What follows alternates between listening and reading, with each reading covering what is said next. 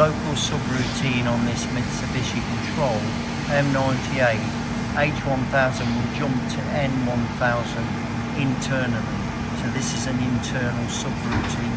I'm going to switch to memory now. I'm in single block and it's going to jump to N1000, M99, and he comes back where it was.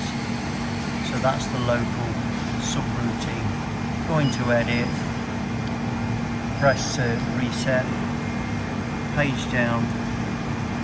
This is what I put, just stuck this in at the end of the program just as a test really. Insert that.